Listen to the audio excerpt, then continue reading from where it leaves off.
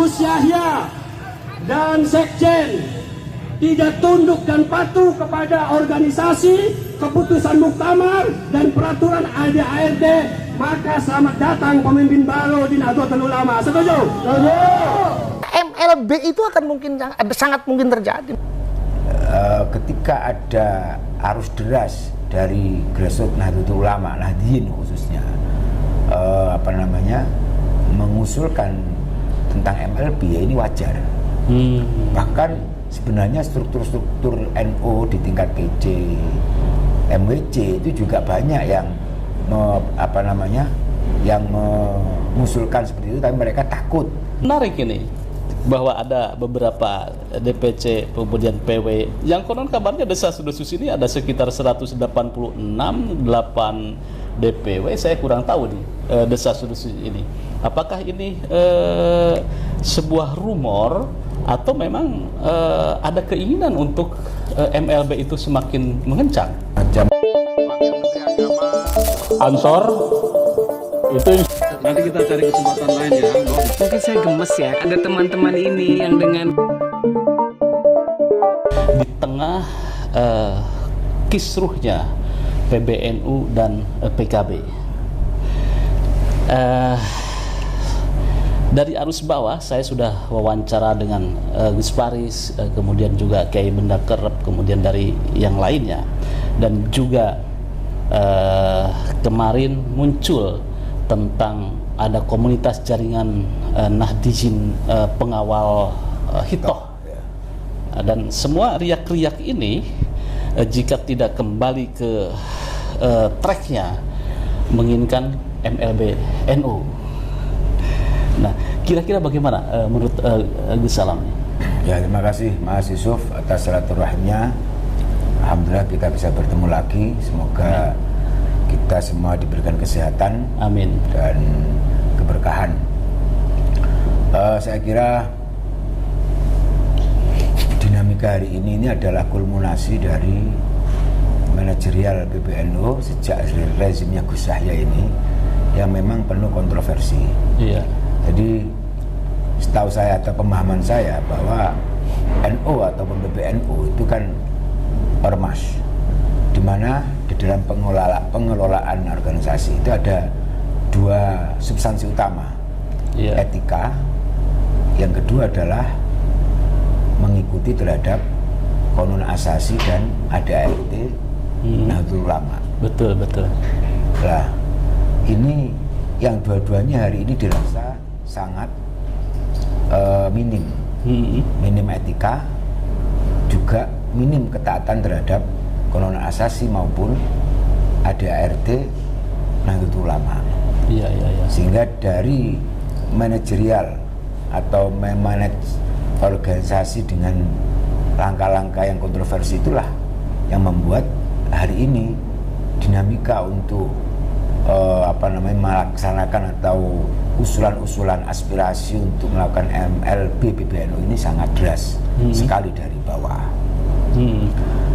Makanya contoh kayak etika ini sejak awal PBNU rezim Gus Yahya ini sudah dilanggar. Iya. Dengan apa? Dengan membela bendahara umumnya yang dulu terkena kasus hukum dan pada akhirnya juga masuk ke akhirnya mendapatkan hukuman ya.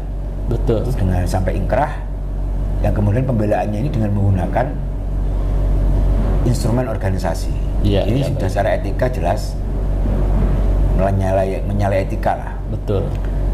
Yang berikutnya adalah dinamika demi terjadi di bawah, baik di PW, di PJ, terjadinya pemecatan, terjadinya intimidasi di dalam proses-proses konvercap, yang sebenarnya sejak dulu konverwil itu adalah sebagai bentuk dari kaderisasi yang alamiah, sehingga di sana terlihat siapa kader-kader kita yang memang punya kompetensi, punya rekam jejak baik, punya jejak pengabdian yang nyata, punya niat yang tulus di dalam mengabdi, itu bisa dilakukan. Tapi yang terjadi di banyak tempat, khususnya Jawa Timur yang saya lihat dan saya rasakan sendiri, bagaimana proses ini diintervensi.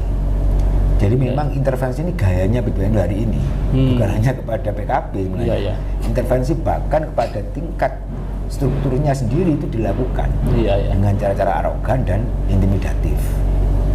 Hari ini itu mereka lakukan juga kepada PKB, di mana secara aturan negara PKB dan PBNU ini sudah ada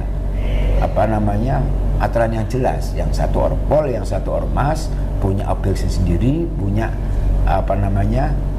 tugas yang berbeda dan menjadi entitas yang berbeda. Betul. Sehingga ketika ada arus deras dari grassroots Nahdlatul Ulama, Nahdien khususnya, mengusulkan tentang MLB, ya ini wajar. Bahkan sebenarnya struktur-struktur NU di tingkat PC, MWC itu juga banyak yang yang mengusulkan seperti itu, tapi mereka takut sehingga mereka tidak berani menyuarakan di luar. Itu saja sih sebenarnya. Menarik ini bahwa ada beberapa DPC kemudian PW yang konon kabarnya desas-desus ini ada sekitar 186 DPW. Saya kurang tahu nih desas-desus ini. Apakah ini sebuah rumor atau memang ada keinginan untuk MLB itu semakin mengencang? Macam bom waktu lah. Bom waktu. Bom waktu atau bola salju. Oh, jadi menurut Gus Salam bahwa desas-desus tentang MLB ini adalah bom seperti waktu. Bom waktu ya, yang diakibatkan dari kegundahan dan keresahan jamaah kultural dan struktur di bawah yang merasakan jauhnya perjalanan PBNU rezim ini dalam situasi yang kondusif, dalam situasi yang penuh kedamaian. Padahal yang namanya NU itu sejak dulu, katakan NU ini kan representasi dari kiai pesantren. Representasi dari tokoh atau ulama yang ada di daerah-daerah. Tugasnya itu selalu mendamaikan, menyejukkan, memberikan nasihat. Kalau ada orang tengkar, kiai atau NU itu memberikan solusi agar tidak bertengkar. Tapi hari ini yang dilakukan PBNU itu sejak awal selalu konfrontasi, kontroversi. Ini kan berbalik sekali dengan nilai-nilai yang memang ditanamkan oleh para muassis, oleh para penatua ulama. Nah, inilah keresahan yang dirasakan di grassroots. Walaupun di struktur memendam ini semuanya. Karena apa? Mereka nggak mau ribut gitu aja. Betul. Intimidasi semacam apa, bagus misalnya? Ya, seperti di dalam proses-proses konvercap di Jawa Timur ini, proses konferensi di Jombang, konferensi konvercap di Surabaya, di Blitar, di Ngawi, itu kan tidak melalui proses yang semestinya sesuai dengan aturan, tapi bahwa di sana harus memilih orang-orang yang memang direkomendasikan oleh PBNU. Termasuk kemarin di proses konferensi ini juga ada setting seperti itu, bahwa ahwal itu harus ini, di luar nama ini tidak diterima. Padahal yang namanya konferensi itu kan aspirasi dari bawah harusnya. Dinamika ada dinamika. Ada dinamika, dan disitulah kemudian kuatnya kaderisasi yang ada di Nahdlatul Ulama. Kalau kemudian semuanya diamputasi, semuanya dipaksakan, ya maka orang itu akan berpikir, kemudian saya ini mau mengabdi kok dipersulit, saya ini mau berkhidmah kok dipersulit. Buat apa? Bagi orang yang ikhlas seperti itu. Tapi kemudian ini membuka ruang kepada orang-orang yang memang tidak tulus di dalam mengabdi, punya kepentingan mereka, karena memang ingin menjadikan NU ini sebagai kendaraan untuk karirnya maupun kepentingan-kepentingan. Baik, Senin tanggal berapa sekarang? Tanggal 12 ya, Gus ya? Tanggal 12 ya. Nah, 12 Agustus ada pertemuan juga alim ulama yang diinisiasi oleh PBNU di Tebu Ireng. Ini menurut Gus Salam ini bagaimana ini, Gus?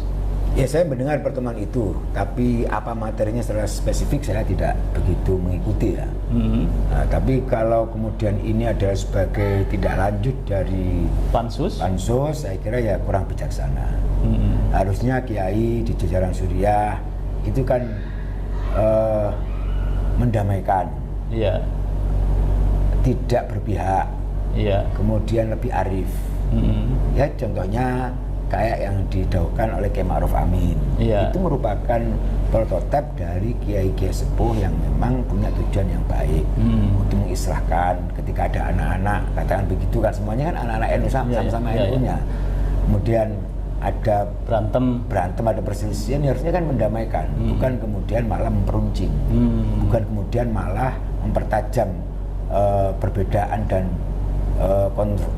konfrontasi ya. Akan tapi harusnya menjadi juru damai dan objektif serta proporsional. Apa sih sulitnya beliau ini nimbali tokoh-tokoh PKB, tapi dengan jalan informal, tidak perlu diperlihatkan di masyarakat, tidak perlu diekspos. Ini kan itu meruntuhkan marwah itu namanya. Dianggap, kayak kemarin ya, sekjen nggak datang gitu kan? Tidak dipanggil, nggak datang.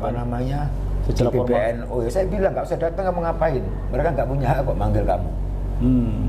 Siapa emang mereka itu kok manggil orang di depan khalayak? Kemudian kalau istilahnya di dalam keilmuan kita itu kan ada nasihat, ada fadhihah. Nasihat itu adalah memberikan masukan-masukan kebaikan secara personal dan tertutup dengan niat yang tulus, niat untuk kebaikan. Tapi yang fadhihah ini namanya apa? Membuka aib orang. Bukan menasihati ya. Seakan-akan ingin memberikan masukan yang baik, tapi dengan cara menelanjangi dan menghukumi orang. Dan itu adalah hal yang sangat tidak baik. Dilarang di dalam ilmu tasawuf, nggak boleh yang namanya fadhihah. Kalau bahasa kita yang malah ngejak gelut. Ya, kalau orang kemudian diajak gelut diam saja kan ya salah dia. Bawa belur dia. Ya harus melawan dong. Harus melawan. Apalagi ini wong ringnya berbeda kok ngapain? Ngajak gelut biar kalau mau kelahi ya kelahi dengan diri yang sama lah. Ini kan kedaulatan partai. Ini kan urusannya dengan undang-undang ormas dan orpol yang memang sudah entitas berbeda. Kenapa kemudian ada intervensi-intervensi yang overlap? Jadi pansus ini sebetulnya tidak boleh terjadi, pansus PKB yang diinisiasi. Tidak terjadi, bahkan mungkin itu sudah bisa dikatakan menyalahi toh dan mempercepat munculnya ini MLBNU begitu. Pasti begitu. Ini akan semakin menggelorakan semangat ini benar-benar tidak bisa diselamatkan PBNU ini kecuali dengan MLB. Saya khawatir bahwa muktamar ini kan masih 2 tahun lagi, 2026 kan. Tapi kalau kemudian tidak ada perbaikan, tidak ada introspeksi, tidak ada koreksi oleh struktur PBNU untuk memperbaiki diri, untuk merubah gaya kepemimpinan yang dengan lebih damai, lebih dipenuhi dengan cinta kasih, lebih dipenuhi dengan rahmat, maka ini kemudian masyarakat, warga NU maupun struktur yang ada di bawah sudah tidak lagi mampu untuk menahan arus besar untuk melakukan MLB. Itu sangat dikhawatirkan, karena apapun sesungguhnya MLB itu bukan sesuatu yang ideal. Bukan sesuatu yang ideal. Pasti itu akan menimbulkan ekses yang lama, bahkan juga cukup keras di bawah nantinya. Nah, harapan saya sebenarnya pertama adalah koreksi diri itu, introspeksi, hilangkan interest pribadi, hilangkan menggunakan jam'iyah, menggunakan instrumen organisasi sebagai panjatan untuk menggapai target-target politik bagi persamaan di sana. Karena itulah yang merusak dan itulah yang membuat manajer di PBNU menjadi tidak baik. Baik, solusinya bagaimana nih Gus?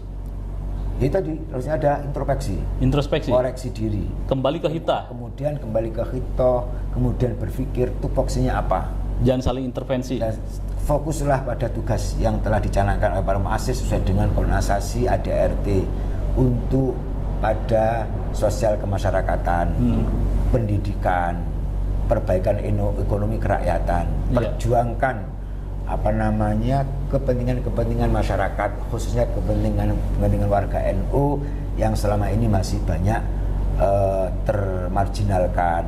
Itu fokus kepada itu. Iya, Kok nggak perlu cawe-cawe dalam politik praktis.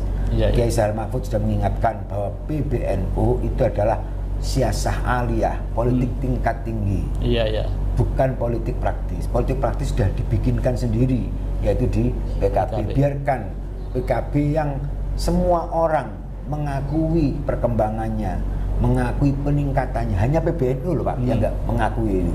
Iya, Partai lain memberikan apresiasi, hormat, Iya. dan mengatakan bahwa di bawah kepemimpinan Gus Muhaimin, PKB menjadi partai yang mandiri, independen, solid, dan berhasil meningkatkan